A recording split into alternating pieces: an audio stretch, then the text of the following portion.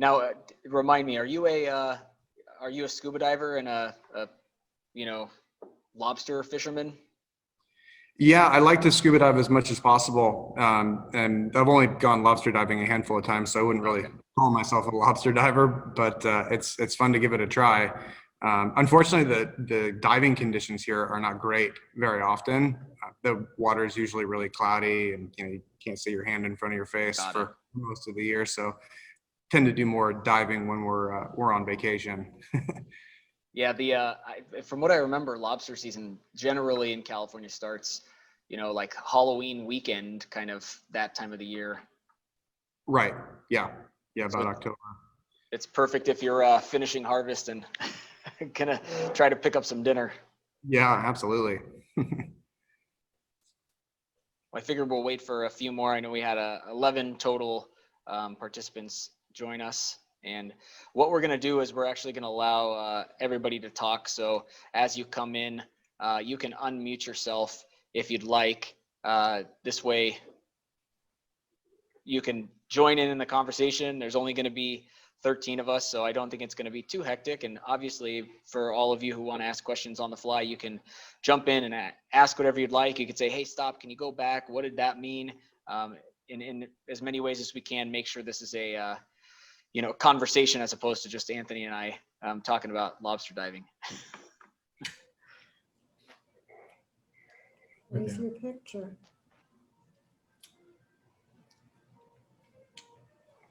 What happened? Did we get knocked out? No, we can hear you. We can hear you. Oh, okay, you're back. Yeah, I guess. That's where I still haven't really figured out this whole Zoom thing. So. Well, I guess that's the good thing that most people haven't. So we all have a very, shallow learning curve to figure this out. Well, that's why I work at the winery and not in the IT department. So. Right.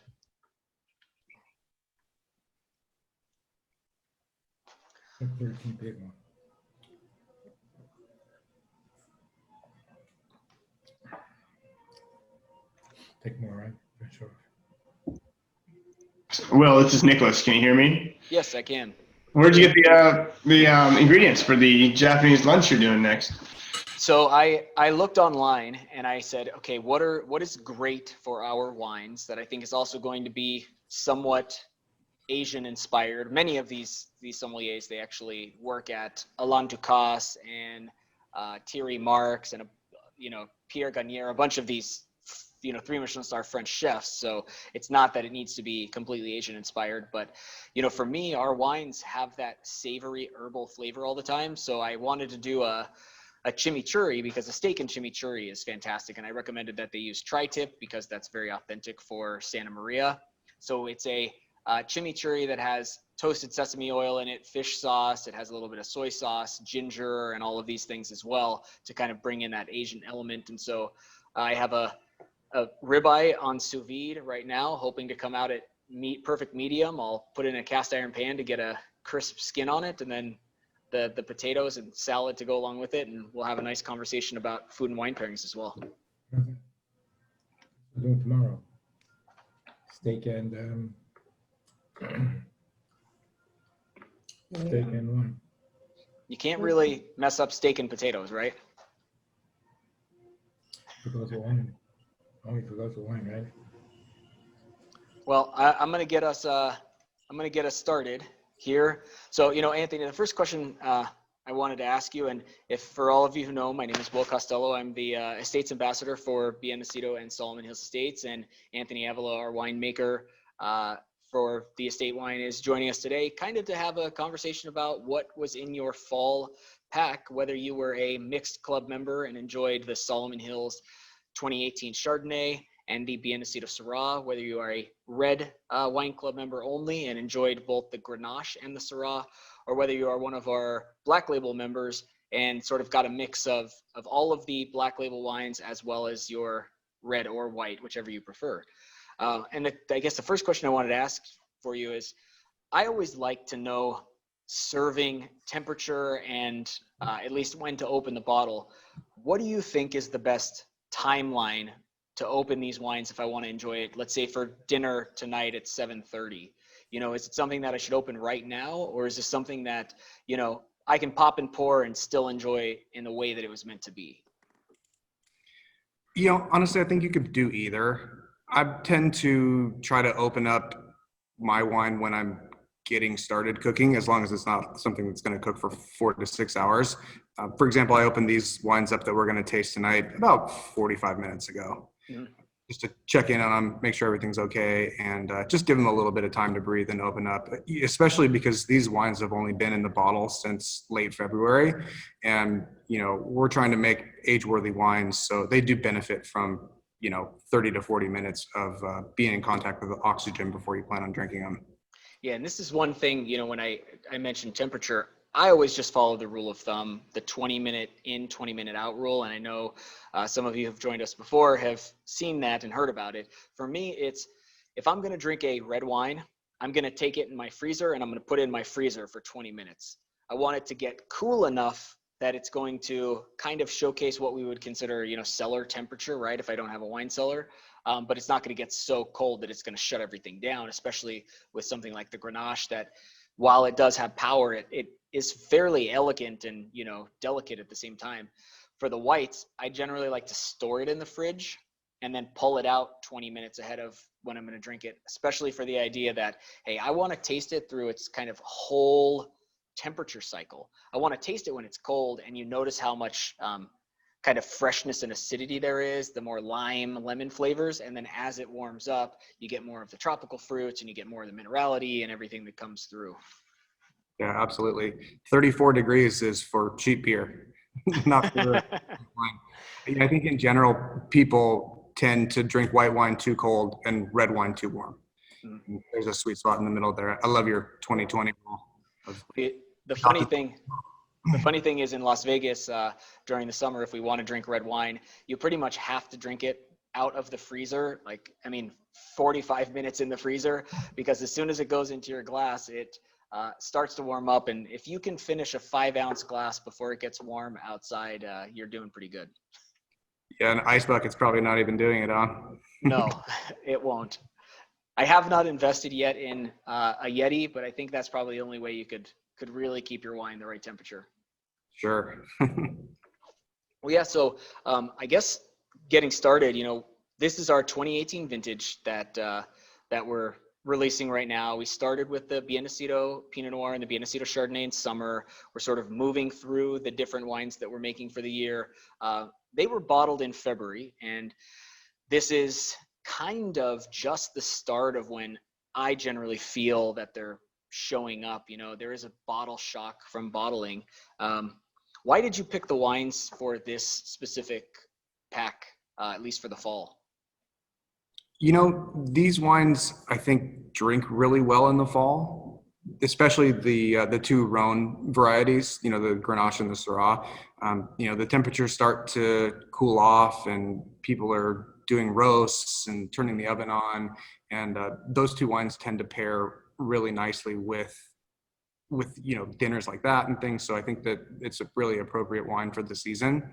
And the Solomon Hill Chardonnay is it's just starting to hit its prime. It was a little primary right after bottling, a lot more tropical fruit and bright acidity and things like that. And it's really starting to settle into some of those more elegant Chardonnay flavors and really just kind of catching its stride.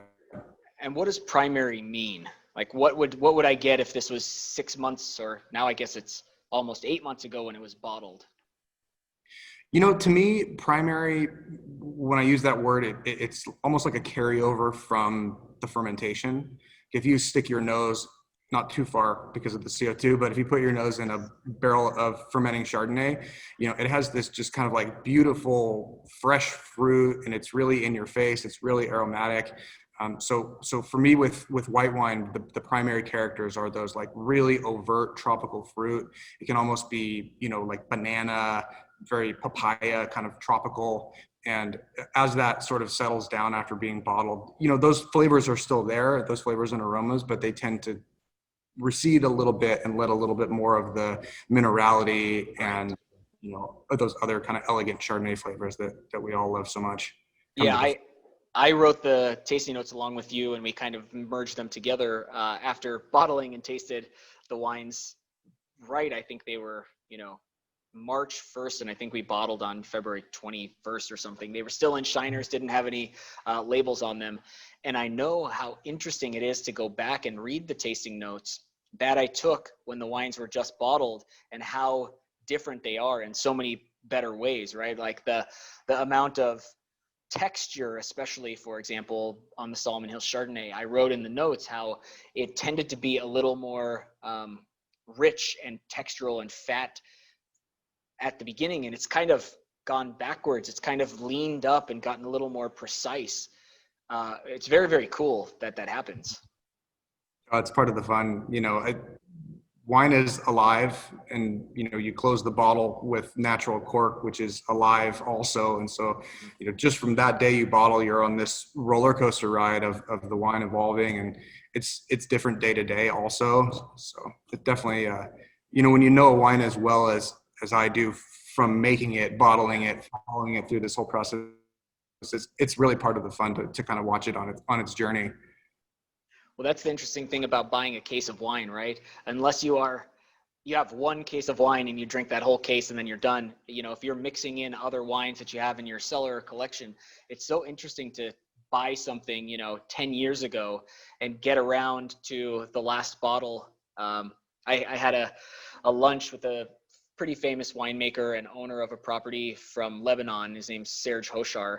And Serge used to say there's two wonderful things about ordering or having a case of wine. The first is that you can see your life kind of in that full case, especially if you store it for years and years, decades sometimes, right? You can say, well, I bought that case in 1978, right when I graduated college. And, I finished the last bottle with a friend I hadn't seen for 30 years from college. And, you have all of the range of emotion in between. And he even said, with a single bottle, his wines, if you've never tried them, are pretty exceptional. Cabernet, Cinsault based from the Bekaa Valley in Lebanon. And it's amazing because he said he used to open one bottle, pour himself 2 ounces every night, recork it, and take the whole bottle over the course of almost 2 weeks as well, so that he could see the wine evolve on its own, which I'm pretty sure a bottle would not last for me for 2 weeks, but 2 weeks is kind of a stretch. But it's kind of amazing though, because our wines, and I've worked with them for years now, and you've obviously tasted them over the days and weeks. I've noticed that I can open this bottle tonight and 3 days from now come back, and it certainly hasn't deteriorated. It's only gotten more complex and more interesting. It's not one of those wines that kind of open now, drink now. Right. I agree. So let's get into the Solomon Hills Chardonnay. Obviously the 2018 vintage, I know because it's some of the pictures that I share the most. Very cold spring and early bud break. Well, I guess this is the opposite, right? It was a warm spring that had a frost come through in 2018. What are some of the memories that you have of the 2018 in relation to Solomon Hills? Well, I guess I'll start with 2018 just in general. Like you said, we did have a pretty hard frost in early February. So a lot of my memories from that 2018 vintage, we were starting to come out of the drought, 16, 17 into 18, a little bit of rain here, a little bit more rain in 17. We actually got a decent amount of rain in the winter of 2018. We got 16 inches, which is not much, but slightly above average for us. Yeah. So we got most of that rain in that kind of December, November, January timeframe, which is pretty typical for us. And we'll get some spring rains later on. But we had this beautiful cold winter, which is absolutely necessary for grapevines. They need the cold to basically go to sleep, to recharge for the next growing season. So with this beautiful cold winter, things are going really well. It's raining. There's a lot of grass growing in the vineyard. And then about the middle of January, we had a week and a half or 2 weeks where the temperatures were 75, almost 80 degrees, which is just totally lovely when you're going to the beach. But it's not great when you're trying to keep your vines asleep to get through frost season. So because of those warm temperatures, the soil starts to warm up, and that's what sends the signal to the plants that, hey, it's time to wake up. It's time to start growing green growth again. And so what happened is, all the vines came back, bud break, sort of that first week in February in 2018. And then we had a hard frost that was 6 or 7 days long, temperatures below 30 degrees. And I think probably the image that sticks out in my mind the most is getting to the winery on like the third or fourth day of the frost and seeing the icicles hanging from the vineyard trellising. We use overhead sprinklers in parts of the vineyard to help protect against frost. Liquid water is warmer than the freezing air, so it helps to warm up the air. But it does freeze, and so you get these drops building, and they just grow these huge icicles that hang off of the vines. Oh, there you go. Perfect. Yeah. And I remember standing, on essentially right there and looking out at the white rock and the other edge of the property and watching the helicopter fly about 50 or 60 feet above the vineyard. And they had the helicopter out because there's what's called an inversion layer. I'm sure some people know what that is, but basically you get this layer where the cold air settles onto the land and there's warmer air above it. And with the helicopter, the downforce of the blades can actually mix that warmer air down onto the bottom and help protect the plants. So I'll never forget that view with the low helicopter with the icicles hanging down. That was it's 2015, sort of, at least the beginning of it for me. And as I mentioned, I often share these photos because they are counterintuitive when you think about California, right? If we have some of our members in Indiana or in the Midwest, we have some members in Nebraska, and it's very cold right now for them, and they think, oh, California, it's great, flip-flops, shorts, tank top weather all the time. And I say, well, the amazing thing about why we can make the wines that we make is because of the fact that we have this transverse mountain range, this cold wind that comes through, and the ability to actually have a cold enough winter that the vines go to sleep and give us that chance to have a reawakening. And in most of California, really, they're not getting that like you would have in continental Europe. And so that gives us a special opportunity to grow, I guess, appropriately styled vines for the wines we're making. Absolutely. So now jumping into the wine, the one thing that I get, and it's very, very classic, at least for me, from Solomon Hills, it to me jumps out as being savory and herbal, almost like a lemon verbena, minty, almost like, it's not as far as celery, but I can tell that it has this green kind of tone to it. Mm-hmm. It's something that, and mixed with that with the minerality. Why does this wine in general, 16 vintage was like that, 18 vintage certainly, 11 was like that, 14 was like that. Why does this wine kind of show that every year? I think it's mostly due to terroir. That vineyard is closer to the ocean than Bien Nacido. We make the wines basically identically here at the winery, but that site is just so different. It's pure sand soils, so there's almost no organic matter in the soil. It's open directly to the Pacific Ocean, whereas Bien Nacido has that ridge line that you could see in the frost picture that protects it a little bit more from the wind. Solomon Hills is open directly to our prevailing weather condition, which is cold onshore flow. The Pacific here is somewhere between 48 and 58 degrees on average. And when it warms up in the inland valleys, that just basically sucks cold air straight off the Pacific and right over Solomon Hills. So those vines just get battered day in and day out by cold wind. And at a certain level of wind, the vines actually shut down. So we've got our early morning low clouds and fog where you're not getting a lot of warmth and sunshine. And then that gets replaced pretty quickly, maybe 1 hour, maybe 2 hours, sometimes 3 if we're lucky, by that cold onshore flow. So the vines really, really struggle. It's a really tough place to grow grapes. And I think that we always see, small berries, small clusters. The stems are less ripe. Everything kind of has that minerality character to it. I think it's basically just pure sight. And coming from the, nerdy sommelier side, I generally think of sandy soils. I've been in the vineyard and literally you could dig for 20 feet and never hit a rock. It's like perfect beach sand. It's And so when I think about that and the fact that any moisture flows through the roots, it's not like clay, it doesn't hold on to it. I think about Burgundy, where Burgundy has hydric stress to it from, lack of rain typically, and the only moisture that they're getting is from the limestone, because the limestone holds onto moisture and gives it back to the roots. I tend to find that same similarity, even though it's totally different soil types, at Solomon Hills, because of that struggle for the vines to actually find water where they need it and when they need it.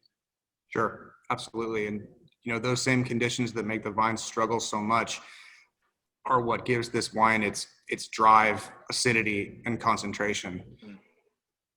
Yeah, this is one of those wines that when I think about food, because I always like to try to make a meal by opening a bottle of wine first, hoping that, I take a taste or two and then can still make it to the store, thinking about the flavors of this. Like immediately I go, okay, I want something with a little bit of lime in it. It's very limey, which is fantastic, but it also has texture. So I think, okay, what is a good like fall vegetable that's going to be good? Like parsnips would be fantastic with this, where you roast it and they bring out a little bit of that sweetness. And then if you did like shaved almonds and almost like I think like a cilantro, because it has that savory green kind of thing going on those roasted, and made just a vinaigrette that was heavier on the lime juice side, I think that would be fantastic, because it's got the toothiness of the parsnips, the little bit of sweetness, brings in the toastiness of almonds, which showcases to me kind of like the barrel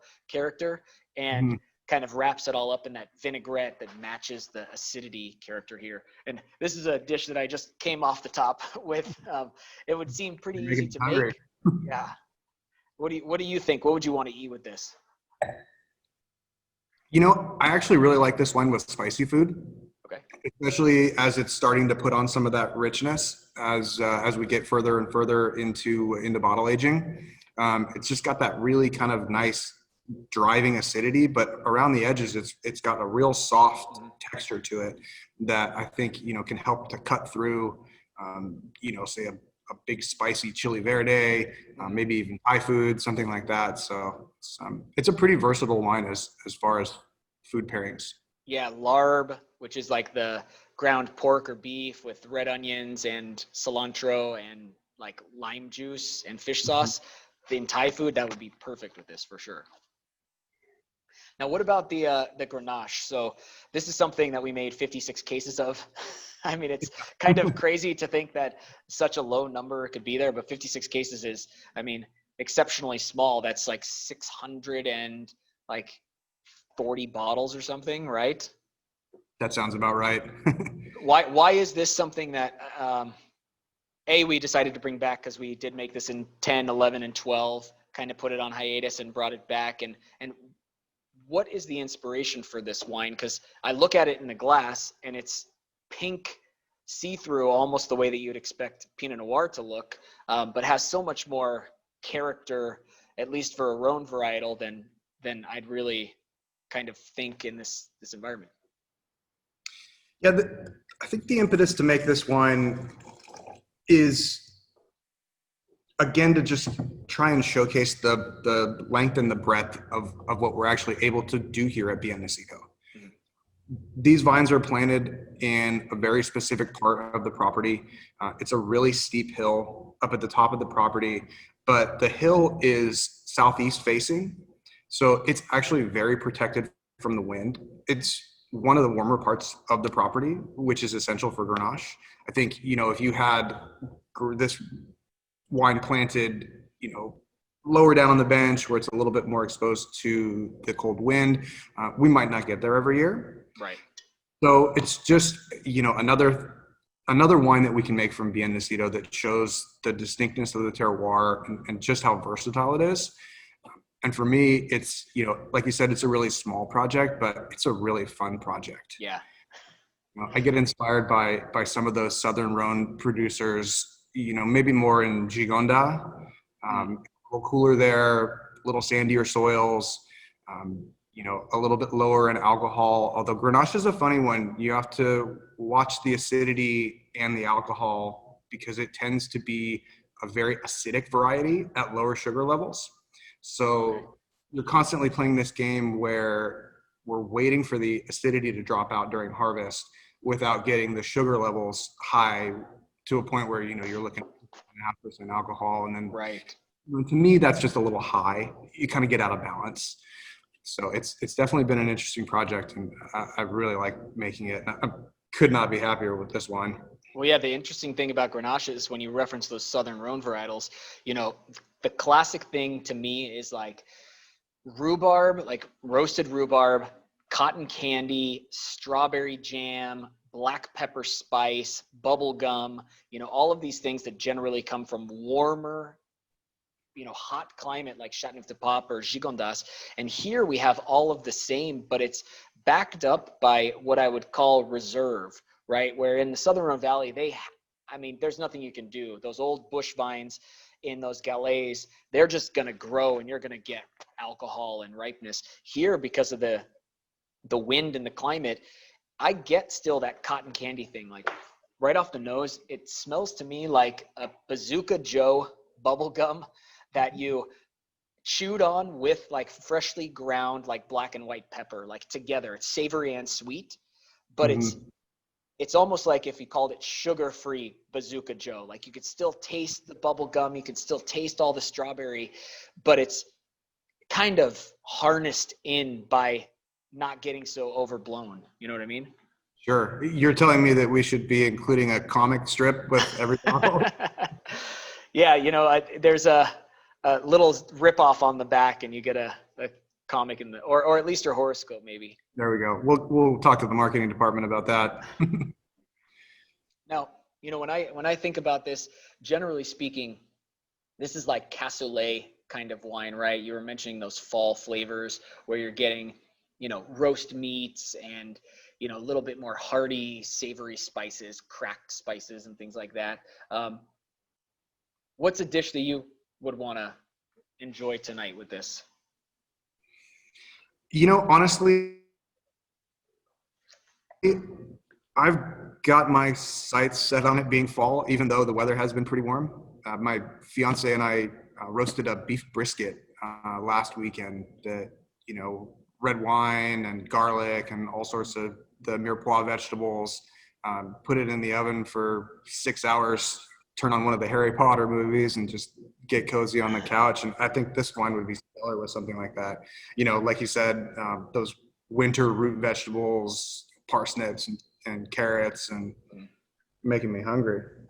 Well, you know what it makes me think of, tasting it and smelling it. I want to have this with Thanksgiving. Like this is the perfect Thanksgiving wine, right? It's got richness to match with like the gravy and the like buttery potatoes, to work with it, but it's also cranberry sauce, like with that little bit of sugar, right? So it's cool because it's one of the notoriously most difficult meals to pair wine with because you have everything. You've got green beans and you've got yams with marshmallows and you've got turkey and you've got cranberry sauce and, whatever savory meals is going along with it. And to me, this is so perfect because it has that kind of alert, alive freshness to it at the same time as the complexity to kind of match all the different things you'd find in a wine like this. Yeah, I totally agree. I think it's, it has that balance and moderation where you certainly could have it with turkey and not lose the flavor of that turkey that you just spent 4 hours roasting. Right. I completely agree. Well, what about the Syrah? The Syrah is a completely different beast, although we would consider them, Southern Rhone or Rhone wines, and the reason that we chose them for the fall. But the Syrah is completely different. What? Give me some memories of the 2018. I have specific ones myself. So the estate Syrah from 18 is all from one block here at Bien Nacido, Block Z, and it's planted up on the hill, but at a beautiful little shelf on the hill that is a little bit more protected from the wind.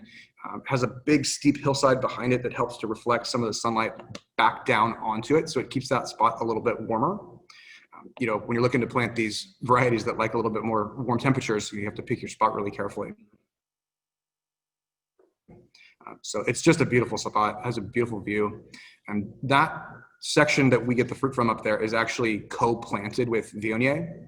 So there's a couple of bays of Viognier vines, and we pick everything together, co-ferment it. It's sort of an homage to Côte Rôtie.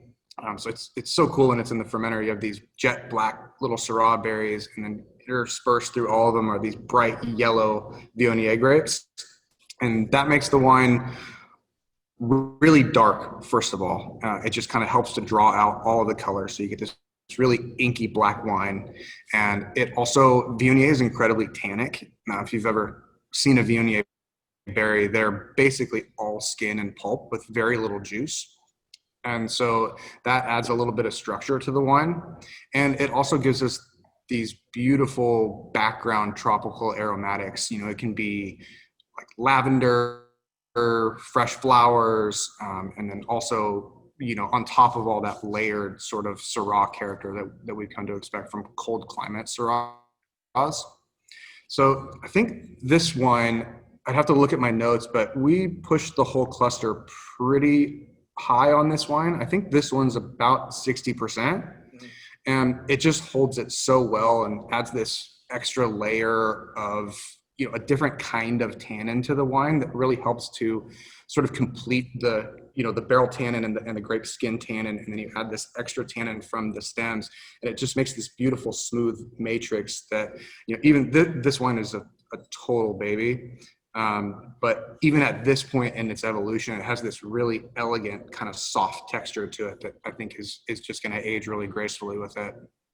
Well, what I remember about 2018 is I was at the winery when we were picking this 2018 Syrah, and we generally foot tread this because we have so much whole cluster. And so I remember getting to the winery and you guys saying, "Hey, roll up your pants, wipe your legs off with sulfur, and get into a tea bin and start smashing it." And I remember seeing you over in the corner with just the Viognier. I mean, it wasn't a lot of Viognier. It was probably filled just the bottom of the tea bin in there with your bare feet, crushing them up and taking a big pitcher like you'd find at a bar, that you'd get Miller Lite in, and sprinkling just over the top of all of the bins, the Viognier. And it does make this just little hint of color all the way through. And particularly the reason that I remember this is, we can't avoid other material besides grapes getting into the wines. There's lots of bees around at harvest, and I remember feeling something crawling up my leg and had a field spider crawling up my leg while I'm smushing the Syrah. So this is a special wine for me. I mean, it vividly brings back memories of making it. Well, we'll always put you to work, Will. No problem. Yeah, the Viognier in particular, it's really important to break the skins. The berries come in on the stems, and we use our destemmer to take them off, but that doesn't actually rupture the berries. And if you don't, the skins on the Viognier are so thick and tough that they actually don't ferment. And so if you don't crush them up really well, basically what you get, you open the tank up after you've taken the wine off, and you look inside, and it's just all these whole Viognier berries, and all the Viognier goes in the press wine instead of into the free run. So Yeah, that was a lesson learned in a previous life. well, yeah, it's a totally different beast. I mean, looking at the color, it's so much more dark and inky purple, to that note that you made about how it concentrates the color and makes it a kind of black ethereal wine. To me, this is like a perfect ribeye wine, like hard charred on the outside, like letting all the fat run through, and it kind of drips down over the coals, and it creates that crust that we love on like a grilled steak, where it gives that little bit of bitterness, which I really like in Syrah and Rhone varietals. They have that bitterness. It's what's great about Italian wines, especially as well. And it kind of matches with that grill that you'd get on the steak, but also has the acidity to cut through the fattiness. To me, I always say Syrah and ribeye are the two matches made in heaven, right? Because this doesn't see a lot of new oak. It has the freshness and the herbs. It's almost like basting your steak with that rosemary and garlic sprig and butter, right? But this is doing it for you. Whereas something like a filet, I totally appreciate Napa Cabin filet because it's like soft on soft. It's like putting that crab louis on top of your filet. It's 100% new oak. It's softened tannins. It's really luscious. I like that. But when I'm talking about a ribeye, because it's so fatty, I want something to cut through that fat. And like this Syrah is exactly what I'd want. Yeah, right now it's so herbaceous and it has that cracked pepper character to it, and it has that on the palate as well. I mean, you almost don't need to season your steak with this. Right. And that's the cool thing, like these wines are, as we were talking, just released. They are where you envision them in February when you were bottling them now. And the cool thing about them is that they have so much more life in front of them. They have, I've tasted the Bien Nacido Estate Syrah 2007 vintage last May. I was in Kansas City and it was beautiful and it was still vibrant and it was still sweet and luscious with its fruit. And, it's a wonderful experience to open it and have a ribeye and, make some root vegetables for the fall when the weather's still nice outside or even when it gets cold. But it's also great to buy a case, like I said, and maybe make the same meal, right after, like to me, sentimental. I'm like, you know what? I want to do every Sunday, the day that the clock goes back and falls back. And I want to get out a bottle of Bien Nacido Syrah, the same vintage, and have two of them side by side, maybe the current vintage and something from the past, and just see how it shows and make the same meal, because it kind of brings up those memories. You're like, yeah, what was 2020 like? Nobody wants to remember that, but in general, it's cool because this wine will evolve for easily 15 to 18 years, no problem. Yeah, that's definitely one of my goals. It's that constant balance of making wine in California. Everyone wants to be able to buy the wine, take it home, pull the cork on it, have it with dinner that night, but they also want to be able to put it away for 15 or 20 years. And, for me, I'm a little bit selfish. I definitely lean more towards wanting to make the wines to be built to age. So, the higher acidity, good tannin volume, and then a lot of really, really careful movements in the cellar where we keep oxygen off the wines at every step of the process. It's all these 1,000 movements and 1,000 small decisions that, we're really geared towards getting these wines to be able to go the distance. Yeah. Well, we've had the same shipment for our Black Label members. We're coming to the end of that with the 16s. If you want to take us quickly back to what 16 was like and just give us your tasting notes today on what the Captain, the LXX III 1973, and then the XO are kind of showing like today if somebody was to pop them soon, and just a history of the 2016. Sure. So 2016, it's great to talk about those wines in contrast with these wines we just tasted from 18. Just such a different vintage than 18, and I would put a different year on all the bottles. So 2016 was, like I'd mentioned, we're just sort of starting to come out of the drought. The absolute peak of drought conditions was that winter of 2015. So 2016, we got just over 9 inches of rain. Under an average, we're usually 12 to 14 in a good year. So we're still looking at that hydric stress, pretty normal growing season, cold, windy conditions during the spring, really low natural yields, which is something that this vineyard is known for in this area. And kind of a moderate summer, not the coldest summer we've had, also not the warmest.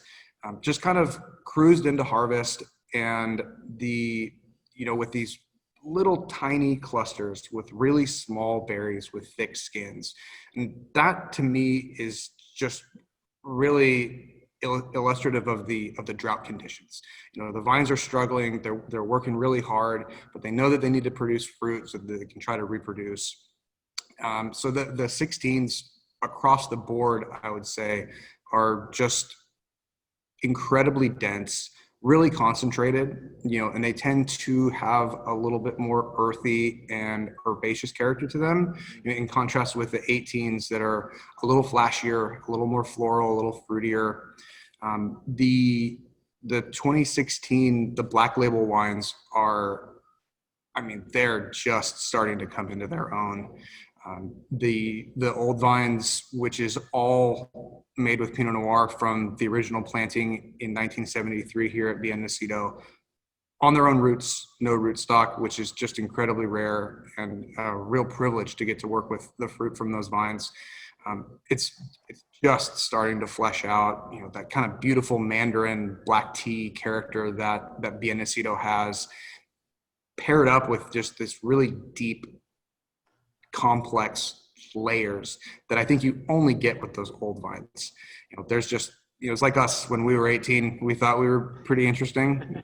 Well, we might be more interesting now. And I think grapevines are the same way. So, you know, that wine is just stellar. The same thing with the Captain. That block is an 8-acre monopole, which means that it's just goes to the estate program. So we work really closely with the vineyard team, farming it to our exact specifications.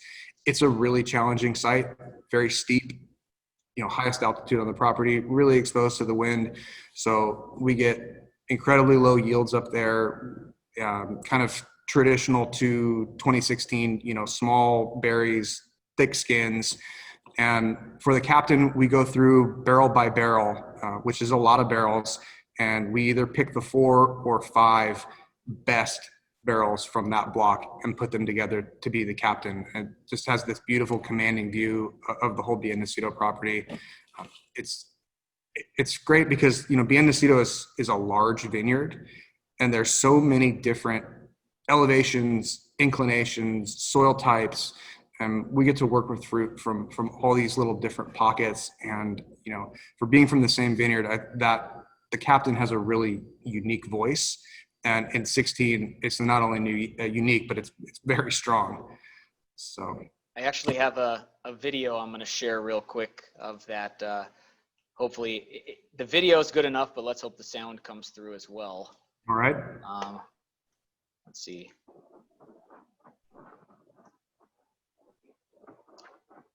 Oh yeah, you can hear the wind.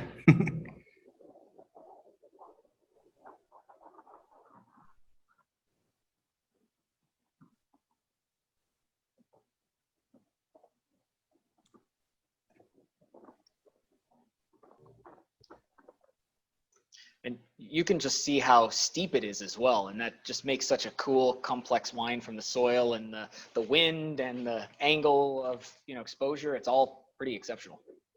Absolutely. That's that looked like a lovely April day. Windy, cold, and foggy. Yeah. And then the last of the Black Label wines from 2016, you know, I love all my children the same, of course, and would never pick a favorite, but if I had to, I love the X block. It, I think, might be totally unique. It is a block that was planted to Riesling in 1973 and then grafted over to Syrah in 1983. And it's still 12-foot spacing, California sprawl pruned. So the head of the vine is actually above my head when I walk the rows. And then the shoots sprawl down towards the floor. And it has this cathedral oaks feeling when you're in the block, especially when the canopy is nice and full, where the redwoods, where it just sort of absorbs a lot of the sound. And it has this almost like spiritual feel to it. And the wine is just incredible. I think in 2016, I went and looked before this. I believe we got about 1 ton per acre of Syrah out of that block, which is just incredibly low. Yeah. And that means that every vine is putting all its energy into, you know, 6 maybe 8 clusters.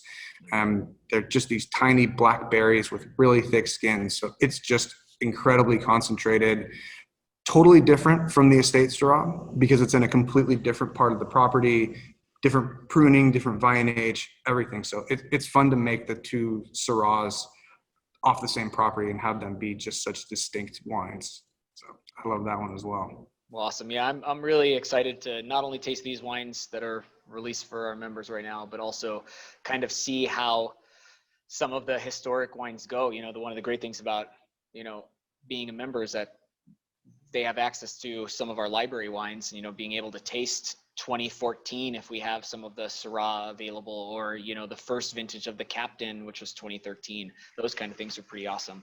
I'm going to open it up. You are all welcome to unmute your microphones if you'd like to ask any questions of Anthony or myself.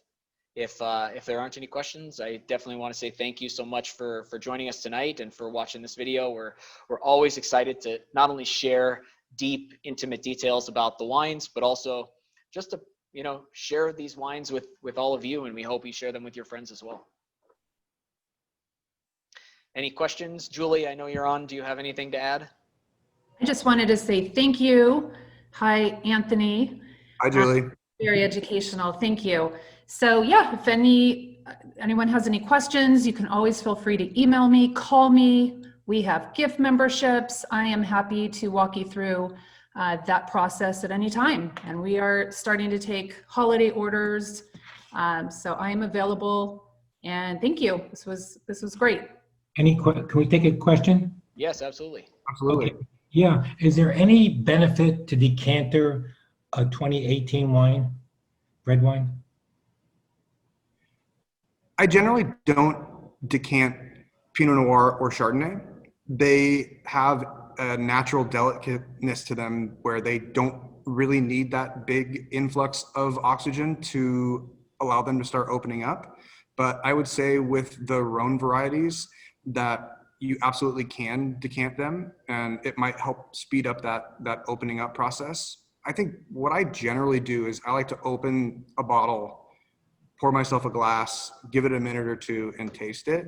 And then you can decide, is this wine really wound up? Does it need a couple minutes in the decanter? And go from there. How about you, Will? I completely agree. Yeah, I mean, don't decant at risk of making the mistake that, you know, you can't put the genie back in the bottle, right? Great question. Well, great. I want to thank everybody. Anthony, thank you for your time, and look forward to sharing this video with our whole membership. You guys will all get an email in case you want to watch this again. It'll be posted to YouTube. Thanks, Will. Great. Thanks a lot, everyone. Thank you.